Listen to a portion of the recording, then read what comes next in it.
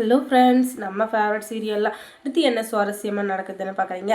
நம்மளுடைய இவங்க இருக்காங்க இல்லையா, ரேணுகா, அவங்க இருந்துக்கிட்டு என்னதான் இருந்தாலும் விஜய் மேலே அவங்களுக்கு பாசம் அப்படின்றது கொஞ்சமாச்சு இருக்கும்ல. அவங்க இப்போதைக்கு சுயநினைவு இல்லாமல் இருந்தாலும் கொஞ்சம் கொஞ்சமாக அவங்கள நல்லபடியாக பார்த்துக்கிட்டு விஜயும் சரி மல்லியும் சரி பழச ஞாபகம் வர வைக்க பார்க்குறாங்க. இன்னொரு பக்கம் வெண்பாவை பார்த்த உடனே அந்த தாய் உள்ளம் அப்படின்னு சொல்லுவாங்க இல்லையா, அந்த தாய் வெளியே வராங்க. நம்ம ரேணுகாக்கு குழந்தைய பார்த்த உடனே அள்ளி தூக்கி முத்தமிட்டு அந்த குழந்தைய கொஞ்சி தள்ளுறாங்க. அந்த குழந்தை இருந்துக்கிட்டு ஐயோ என்னை விட்டுருங்கன்னு சொல்ல, என்னடா சொல்கிற, அவங்க தான் உன்னுடைய அம்மா, ஏன்டா இப்படி பேசுகிற அப்படின்னு சொல்லிட்டு வெண்பா கிட்ட அவங்க டாடா சொல்ல, இல்லை டாடா, எனக்கு இவங்களை பார்த்தாலே பயமாக இருக்கே, இவ்வளோ நாளாக நான் மல்லியம்மாவை தான் அம்மாவை நினச்சிட்டு இருந்தேன், திடீர்னு இவங்க அம்மான்னு சொன்னால் என்னால் ஏற்றுக்கவும் முடியல, என்னால் நம்பவும் முடியல டாடா, ஏன்னா நீங்கள் அவங்க சாமிக்கிட்ட போயிட்டாங்கன்னு சொன்னீங்க இல்லடாடா அப்படின்னு சொல்ல, இல்லைடா உன்னுடைய அம்மா தான் எனக்கு 100% நல்லா தெரியும், இவனோட அம்மா தான், இவளை தான் நீ அம்மா இனிமேல் சொல்லணும் அப்படின்னு சொல்ல, அப்போ மல்லியம்மாவும் உனக்கு அம்மா தான், ஆனால் இவ தான் உன்னை பெத்தவ அப்படின்னு சொன்னதும் ஒரே ஷாக் ஆயிடுது. என்னடாடா சொல்கிறீங்க,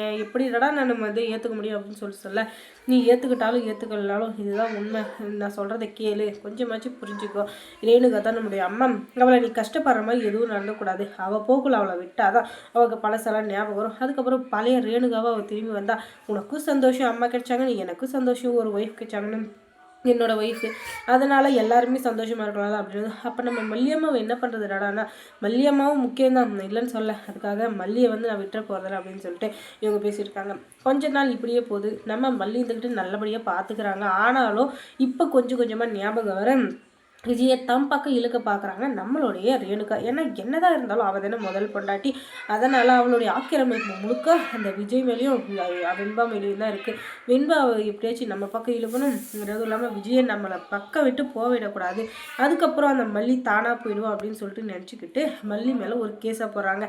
மல்லி தேவையில்லாமல் எங்கள் வீட்டில் சேர்ந்துட்ருக்காங்க, நாங்கள் அவளை சேர்த்துக்கவே இல்லை, நான் உயிரோடு இருக்கிறப்ப அவள் தான் ஒட்டிக்கிட்டா, இப்போ அவள் தான் மனைவின்னு சொல்லிட்டு இருக்கா அப்படின்னு சொல்லிட்டு கேஸை போட்டு விட்டுறா. இந்த இவ அடி பாவி கொஞ்ச நாள் இப்படிப்பட்ட நஞ்சுக வேலையை பார்க்குறேடி, ஏண்டி இதெல்லாம் உனக்கு தகுமாடி அப்படின்னு சொல்லிட்டு பார்த்தா எல்லாத்தையுமே தூண்டி விடுறது இந்த ராஜேஸ்வரி தான். அவள் தான் இப்படியெல்லாம் கேவலமான ஐடியாலாம் கொடுப்பா. இல்லைன்னா இந்த ரேணுகாவுக்கு போய் அவ்வளோ மூளை எங்கே இருக்க போகுது, அவளுடைய எண்ணம் முழுக்க இப்போ இருக்கிற சுச்சுவேஷனில் வெண்பாவும் விஜயும் கூட இருக்கணும், அது மட்டும் தான் அவளுடைய எண்ணம் முழுக்க இருக்க தவிர மெல்லியை பற்றி எந்த ஒரு தப்பான அபிப்பிராயமும் இல்லை. ஆனால் இவ தான் ஏற்றி விட்டுட்டு இருக்கா. நினைக்கிறப்பெல்லாம் அவளை வெயிட் பண்ணுறது, அதுக்கப்புறம் அவகிட்ட 1க்கு 2 சொல்லி அந்த மல்லியை அடித்து துரத்த வைக்கிறது. ஆனால் ரேணுகா இப்போதைக்கு நீங்கள் அந்த ராஜேஸ்வரி சொல்கிற எல்லாம் இனிக்கிற மாதிரி இருக்கலாம், ஆனால் ஒரு நாள் இல்லை ஒரு நாள் அவள் உங்களையே தூக்கி சாப்பிட்ருவா. அந்த மாதிரி நேரத்தில் நீங்கள் ரொம்பவே கஷ்டப்பட போகிறீங்க. ஏன்னா இப்போ இருக்கிற ரேணுகா வேற, அப்போ இருந்த ரேணுகா வேற, அதே மாதிரி தான் இப்போ இருந்த ராஜேஸ்வரியும் இப்போ இருந்த ராஜேஸ்வரியும் வேறன்னு நினைக்காதீங்க. அவள் எப்போவுமே அந்த விஷத்தோடு தான் இருப்பாள். அந்த விஷத்தை அவள் எப்போ கக்குவான்னு யாருக்குமே தெரியாது, ஆனால் கக்க வேண்டிய நேரத்தில் கரெக்டாக கக்கிடுவா. அப்படிப்பட்ட விஷமுள்ள அந்த ராஜேஸ்வரி பேச்சை கேட்டேன், நசமாக தான் போகிறேன் அப்படின்னு சொல்லிட்டு நம்ம சொன்னாலும் அதெல்லாம் கேட்பாங்களா? கண்டிப்பாக அவங்க கேட்க மாட்டாங்க. ஏன்னா அவங்களுடைய எண்ணம் முழுக்க இப்போதைக்கு விஜயை அடையிறதுலே தான் இருக்குது இல்லையா. அதனால் இன்னொரு பக்கம் மல்லிக்கு ரொம்பவே கஷ்டமாக இருக்குது. நம்ம என்னதான் விழுந்து கவனிச்சாலும் நம்ம இன்னொருத்தருடைய இடத்த ஆக்கிரமிக்கிறது தப்பு அப்படின்னு சொல்லிட்டு நம்ம வீட்டை விட்டு கிளம்பிடலாம் அப்படின்னு சொல்லிட்டு இவங்க முடிவு பண்ண, ஆனாலும் இதை எல்லாத்தையும் தப்புன்னு சொல்கிறாரு நம்ம விஜய். என்னதான் இருந்தாலும் நீ இவ்வளோ நாளாக இறந்துட்டேன்னு நினச்சி நாங்கள் கஷ்டப்பட்டு இருந்த நேரத்தில் எங்களுக்கு உதவியாக இருந்தது இந்த மல்லி தான், மல்லியை நான் வீட்டை விட்டு துரத்த மாட்டேன் அப்படின்னு சொல்லிட்டு நம்ம விஜய் சொல்ல, என்னங்க சொல்கிறீங்க, உங்களுக்கு வாழ்க்கையில் யாராச்சும் ஒருத்தர் தான் இருக்கணும் மனைவியா, ஒன்று நான் இல்லை இவ, நான் வேணும் அப்படின்னு சொன்னீங்கன்னா அவளை விட்டுருங்க, இல்லைன்னா என்னை விட்டுருங்க அப்படின்னு சொல்ல, இல்லை இந்த வீட்டை விட்டு போயிடுறேன், என்னால் யாருக்கு எந்த கஷ்டமும் வேணாம் அப்படின்னு சொல்லிட்டு இவங்க கிளம்பிடுறாங்க.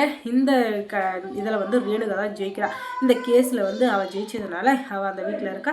மல்லி வீட்டை விட்டு வெளியே போயிடுறாங்க. இதுக்கப்புறம் மறுபடியும் என்ன நடராஜா அது மாதிரி மறுபடியும் நடராஜா சர்வீஸ்க்கு கிளம்பிட்டாங்க இந்த மல்லி. ஐயோ இப்போ யார் காப்பாற்ற போகிறாங்களோ, அவங்கள தடுத்து நிறுத்த போகிறாங்களோ தெரியலையே அப்படின்னா நேராக அவங்க போகிறது ஒரு ஹாஸ்டலுக்கு.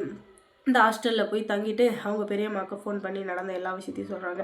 இவ்வளோ நடந்திருக்கு, என்கிட்ட நீ சொல்லவே இல்லையே போல, அதனால தான் நாங்கள் தனியாக ரூம் எடுத்து போகிறோம் அப்படின்னு சொல்லிட்டு சொன்னியா, நான் அப்போவே சொன்னேன் நம்ம வீட்டுக்கு வா அப்படின்னு சொல்லிட்டு, ஆனால் நீ தான் நான் எல்லாத்தையும் பார்த்துக்கிறேன் அப்படின்னு சொல்லிட்டு பெரிய வீராப்பா டைலாகெல்லாம் பேசிட்டு போனேன். இப்போ பார்த்தியா என்ன நடந்துச்சுன்னு, அதனால தான் நான் சொல்கிறேன், இப்போ கூட நீ எனக்காக என் வீட்டுக்கு கிளம்பி வா, நான் உனக்கு என்ன நல்லது பண்ண முடியுமோ பண்ணுறேன் அப்படின்னு சொல்லிட்டு அவங்க பெரியம்மா தான் இப்போதைக்கு சப்போர்ட்டாக இருக்காங்க. அதுக்கப்புறம் மல்லி சீரியலில் என்ன சுவாரஸ்யமாக நடந்திருக்கும் நீங்கள் தெரிஞ்சுக்கணுன்னா நம்ம சேனலை சப்ஸ்கிரைப் பண்ணுங்கள், அதோட பக்கத்தில் இருக்க அந்த பெல் ஐக்கானை கொஞ்சம் கிளிக் பண்ணி விடுங்க. தொடர்ந்து இந்த சேனலுக்கு சப்போர்ட் கொடுங்க. தேங்க்ஸ் ஃபார் வாட்சிங்.